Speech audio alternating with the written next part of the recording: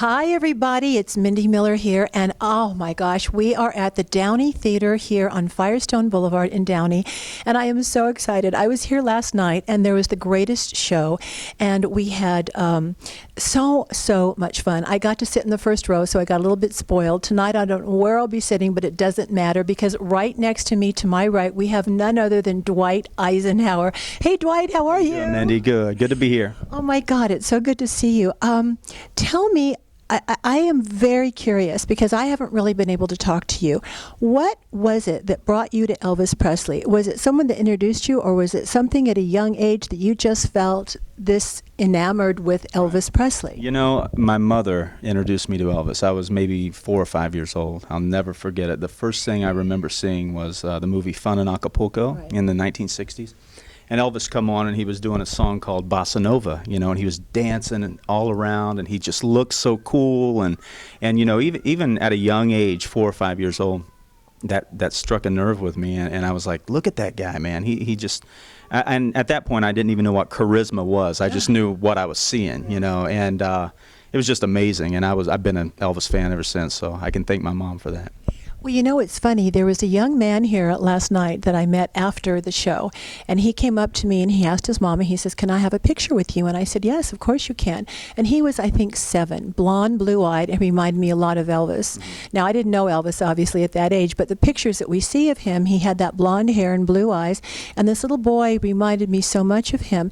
And we got our picture taken together, and I bent down to him and I said, "You're so young." I said, "What brought you to Elvis Presley? Was it your mama? Was it your daddy?" He said, "Well, my dad," he said, "introduced me to Elvis." He said, and he said the exact same thing you did. He said, "I don't know what it was about him." Now, he's 7 years old, and I think he'll be here tonight. If he is, I'll introduce you to him. Definitely. And he said, "I don't know what it was," he said, "but I heard his music and I saw him move." And he said, "I just knew I was crazy about him." And I said, "Do you like rap music?" He said, "No." I said, "But you like that type of music from that era, you know?" And he said, "Yes, I do." And I was so surprised. So when you're telling me this, it's amazing how many kids tell me that at a young age they start. I did not know that Bruno Mars started when he was, what, 9? Yeah, you know what? That's funny. I remember, because I'm a little older. Actually, I'm probably 9 years older than Bruno Mars. But I remember going to Graceland when I was maybe 15 years old for the first time. And I remember seeing Bruno Mars at the contest. I remember seeing him at the Images of the King contest. He was this little, maybe 4 or 5 year old kid with a brown pompadour. No, he was that young? He was there, yeah, he was there. And I met his father. I remember his father, and then, you know, seeing it later, seeing him in interviews and things, I know it was him. Yeah. And then, you know, later on, I was looking up information, and it said a young Bruno Mars, you know, in Memphis during Elvis Week. And it is amazing. And, you know, Elvis Presley, that's the thing about Elvis, is he had such a charisma that, you know, when I was 4 or 5 years old, I had no clue what charisma was. I just know that what I saw captured me, and I couldn't stop watching the screen, you know, and just how genuine. And now that I'm grown up and I know what it is to be a genuine person. I mean, watching the interviews of Elvis and things, and like for those of you that knew him, I mean, it just, you know, you can tell that he was a genuine human being. And I think that was a lot of his appeal. You know, people could relate to him. Because, you know, I'm a big fan of all different types of music. I'm a huge Elton John fan, Billy Joel. Me too, yeah. But you know, something about Elvis, aside, take the music, the body of music he created, take that away, and still just the human being and the entertainer that Elvis was. It just, that to me is Elvis's greatest contribution was just the humanitarian and the way that he could just capture anybody, you know, with that charisma that he had. The thing that I find interesting that you say that is when I posted today on Facebook, there were some people that came on and said, "I'm really tired of these ETAs trying to be Elvis." Now, I have to share with the audience and with you that up until a year ago maybe, I did not see an ETA. I did not know what an ETA was. Right. I have been in the dark for 40 years. I don't know if you know my story, but I was in the dark, never talked about Elvis. He told me, don't ask, don't write a book, don't talk to people, and I shut off. Yeah, I honored him. So today I only do things to raise his legacy. But after seeing some of you gentlemen that do this work, I know personally what it takes to study movements, to do everything that you do with your hair, your makeup, your moves, your costumes. It's expensive. It's time consuming. And you have to have a passion to do something like this. And, I want to ask you, what do you want to say to people when they say, whether it's to me or out there in the world somewhere, what do you do trying to be Elvis Presley? Tell me what you think about that, what your retort might be, and how do you feel about that? Because I don't feel that way at all now, having seen you guys and having met you. I have a whole new respect because now I've seen you, I've spoken with you. There is a whole new respect that I have, and this is why I want to interview you guys and bring you forward, because I don't know how many people in the quote-unquote Elvis world will forward all that to ladies and gentlemen that want to enjoy Elvis's music. Right. First and foremost, most of the guys that perform a tribute to Elvis Presley are first and foremost Elvis fans first. We all started out with our mothers introducing us to Elvis and loving Elvis the same as the fans out there. This is just the way that we show our respect and love for Elvis. Elvis has changed millions of lives out there. And, he's brought people into my life, and Cody, all these guys that perform. I mean, think about, because Elvis existed, we have made friends. We have made lifelong friends. None of us would be here. I wouldn't know Dan. I wouldn't meet you. I wouldn't have known Carmen. None of this would have happened. And, we get to travel the world. We get to meet Elvis fans from every walk of life, Japanese Elvis fans. We go all over Europe and meet the European Elvis fans. And the thing that it all boils down to is everybody around the globe just loved Elvis, and they still love him, So, and I understand why people might think it's kind of like a joke, But until you see a true performer and a true artist that loves Elvis the same as you do, then I don't know that you would understand it. You just have to come and see one of the shows and realize that when we come off stage, I'm not standing here talking to you like, well, I like peanut butter, and that's all. But you do that very well, actually. But there are some people that do that, and I think this is what some of the fans and what some of the ladies and gentlemen out there in the world are concerned about. They're not quite sure. If you're living this life, if you're dressed this way 24 hours a day, they don't know. And so if they only see you on stage, and let's be honest, there are good and bad performers in the world everywhere, whether they're singers, dancers, no matter what you do in show business, there are people that are better than others, people that are, I hate to say, worse than others. So you've got good ETAs, you've got great ETAs, you've got people that are not so good, you've got people coming up, so that all changes. But I think the most important thing is to be able to give you guys a voice, which is why I want to do these interviews, to give you a voice, to speak up, to say something, because I think people don't understand, and they may only see you on stage, and if they're getting an autograph from you or a picture afterwards, or you're signing something, where does the fan base and where does the audience get to know who you are, the same as they did not know who Elvis Presley was, which is why I go out and do the events and talk about who he was as a man, as a spiritual entity, the books that he read, because you don't see that. You see people doing other things, and that's okay, but he wanted people to know the man. And I think the most important thing is for people to know you as the man and why you do this and why it's so important for you and in your heart. So let me ask you another question. What is a question, if you can think of one, that you would like to be asked that nobody has ever asked you in an interview? Oh, that's a good one. I know, I stumped him. You know why I asked that? Because we all get tired of people asking the same questions. So you want to give a little bit of different information. Is there anything you can think of that you would like to talk about that perhaps somebody has never asked you that you would like to say, I feel this way about this, or I don't feel this way about that? I think that there's a lot of backlash kind of right now with the whole Elvis Presley Enterprises, with different things, decisions that they've made. And, as an Elvis fan, as a fan of Elvis, I don't mind paying, different prices to go see Graceland and whatnot. But, I understand the battle that kind of happens. But here's what it all boils down to. the more positive we can be with the legacy of Elvis Presley, and the more we can just, put the positivity out there, I think the better the better light we're putting Elvis in for everybody. I don't want people to the younger generation to not go to Graceland because they've changed it. I want them to see Elvis's belongings. I want them to see what I saw as a young child when I went to Graceland and get that feeling.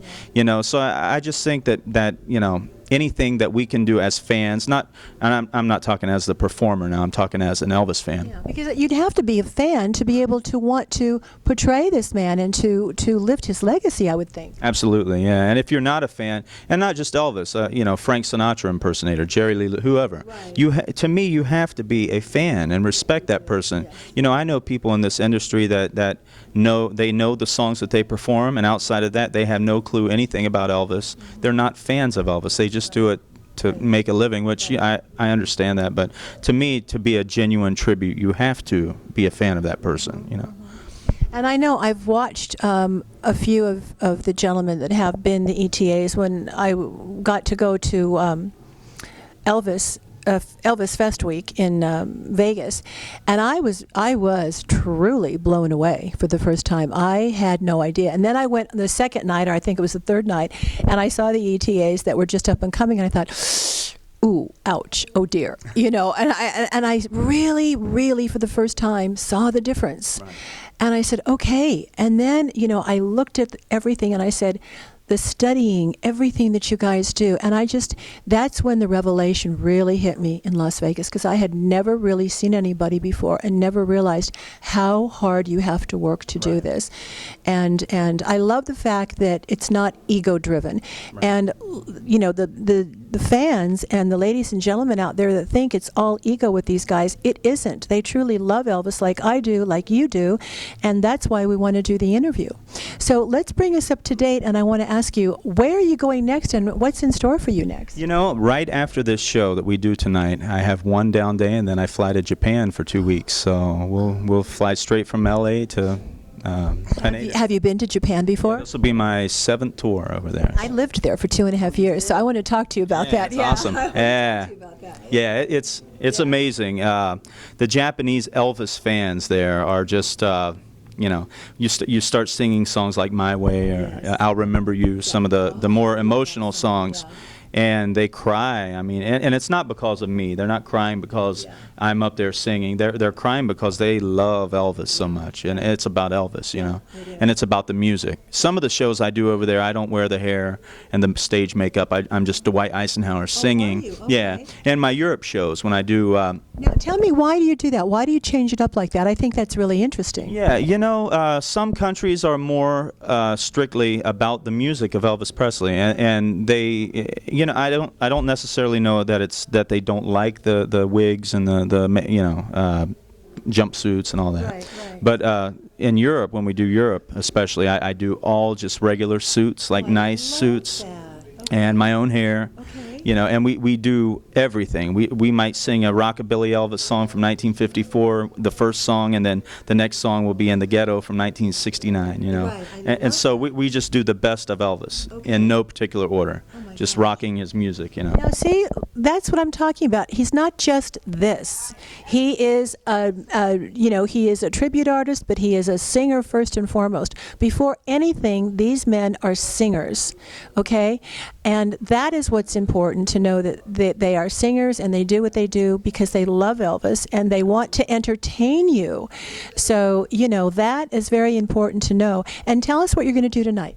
Tonight I'll be portraying Elvis in the concert years, the 1970s, and I'll be doing songs like Suspicious Minds, My Way, American Trilogy, Burnin' Love, CC Rider. Now, how will that be different than what Cody's going to do? Well, this show's kind of neat because it takes you basically through the life of Elvis. Taylor Rodriguez, who's out there right now performing, he's doing the rockabilly Elvis. Okay. And so he's also going to break into the movies era, so he's going to cover the front half of Elvis's career.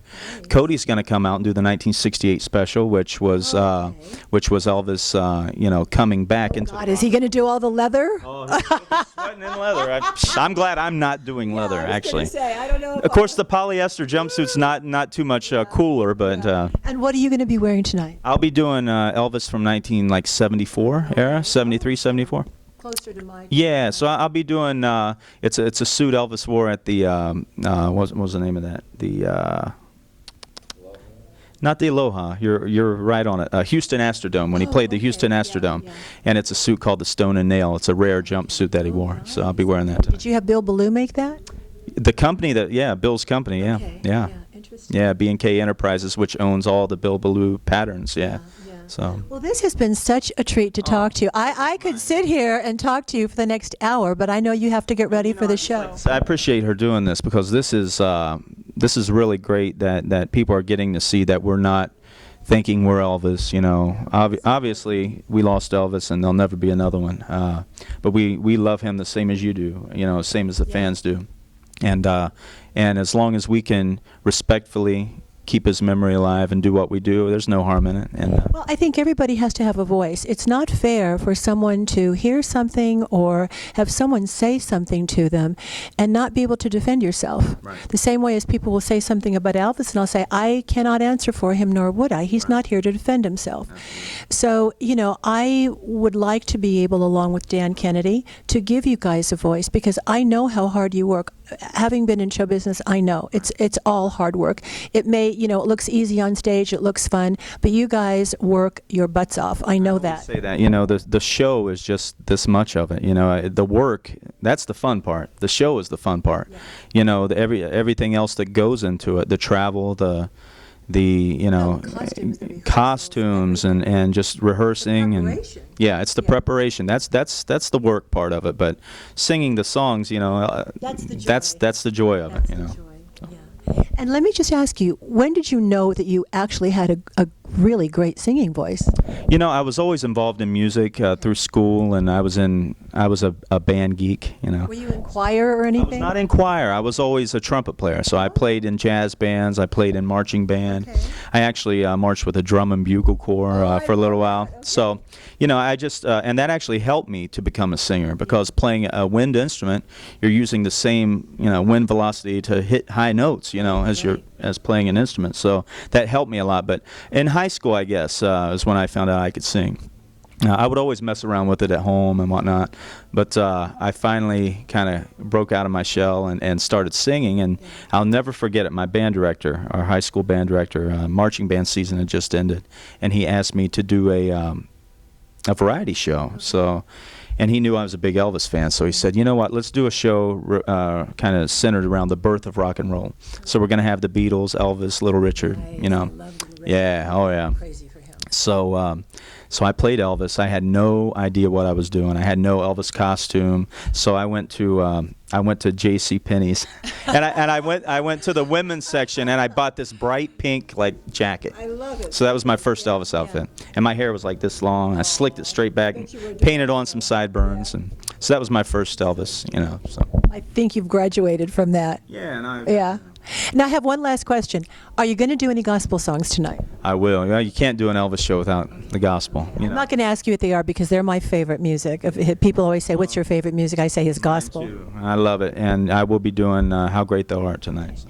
Thank you, everybody, for tuning in, and we will be putting this on YouTube and Facebook and all over, so we want to thank Dwight Icenhower so much, and good luck to you with all your future, and especially in Japan. Thank you. Signing off. Thanks, everybody. God bless. Bye-bye. Okay. Thank you so much. That was fun.